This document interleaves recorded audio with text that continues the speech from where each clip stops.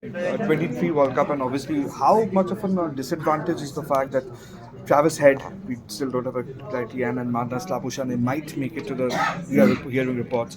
If Travis misses out on the World Cup, how much of a thing is it for this training? So I'm talking to No, you. you can We're talk to down here, camera. yeah, obviously, Travis's injury would be a setback for Australia. He's been really productive at the top of the order, particularly in partnership with David Warner. If he is to miss out, I think there's still some nice options for the Australians. Mitch Marsh has opened in the shortest version of the game, T20, and he could very well step up to the top position there. And then there's a number of other players in there. Josh Inglis, who is primarily the reserve wicketkeeper, but he's a very, very skillful, creative batter. He could easily come in at the top of the order and carry out a role there. So I think that the options that could be at the top are well balanced by the middle order, guys like Steve Smith, if Marnus Labuschagne comes into it.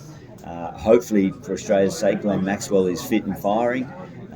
And then you get into the more powerful players like Stoinis and Tim David through that middle and lower order. So it'd be a loss to lose Travis Head, but there's other options there. And I think all the teams will have various injury issues at some point through a World Cup.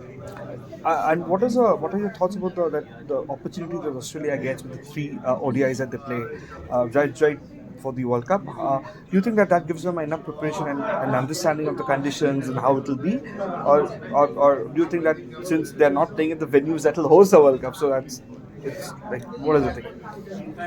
Yeah, the venues and the conditions that are created will be really play a significant part in how strong a preparation this is for Australia and for India, obviously. But I think generally looking around at the various nations and what they're doing leading into the tournament, I can't think of a better preparation than what Australia and India have. They're two teams that will be definitely vying for the title. So to go up against some of the best teams in the world, or each team facing off against one of the better teams in the world in Indian conditions, that's going to be a real benchmark as to how you're travelling leading into the tournament. There'll be some jostling around of players and some rested for a game or two, but it gives you your entire squad and the depth of that squad to be tested and know how you're positioned leading into the tournament, provided the wickets, the pitches, are similar to what's going to be provided during the tournament. I mean, did you get a chance to watch Mohammad Siraj's action in the Asia Cup final? And what are your thoughts about India, the way India is built up? Because there were a little bit of concerns about too much of experiments, and suddenly it seems that squad is shaping up at the time when it actually should.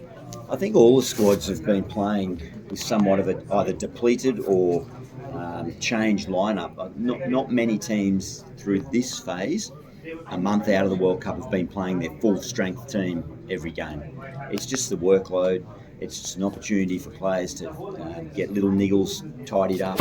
I know New Zealand are facing some injury issues now leading into it, so some of their players are being rested against Bangladesh. So let's judge it when they turn up to the World Cup and they play those first round matches.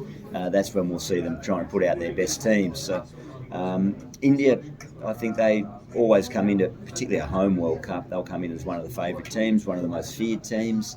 And I think they look like they're getting their balance right now. They're getting their batting order right and the bowling options. And, of course, their spin bowlers are going to need to fire. But for Siraj to do that in that Asia Cup final, I don't know whether those conditions are going to be similar to what we see in India, but he's certainly capitalised and they'll come in with a great deal of confidence. To blow an opposition team, an international team away in a final like that just makes a huge statement. And also the fact that Shubman Gill has been in great form, and we also have an option in Ishan Kishan and KL Rahul. How do you see this problem of plenty that India has in terms of young talents coming in, and any particular player that you are having an eye on for the World Cup and you expect them to do well?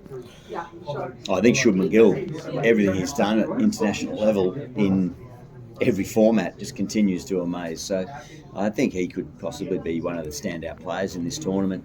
They got a nice balance of the experience, particularly of Rohit and Virat. And then that young pressure coming in. I mean, KL Rahul's a very experienced campaigner already. and then that younger blood in and around that, I think, is a nice balance. And then the power games of Pandya in the middle, by way of example.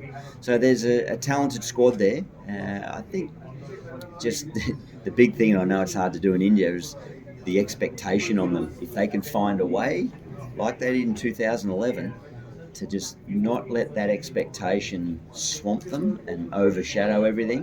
That's the challenge of management internally. They'll be very competitive. Just last couple of questions is that playing in India is and in front of a home crowd is always a challenge. 2011, like you correctly mentioned. So a lot of players will be playing their first World Cup, like ODI World Cup, the first time and playing at home in front of that sizable amount of Yep. crowd. Any suggestions that you feel that they should keep in mind, especially like a Gill or a Ishan Kishan? These are young guns. I mean, they have played IPL, they have played international cricket, but still playing at home at World Cup is when they take on here in India, Pakistan, Yeah. so all that put together.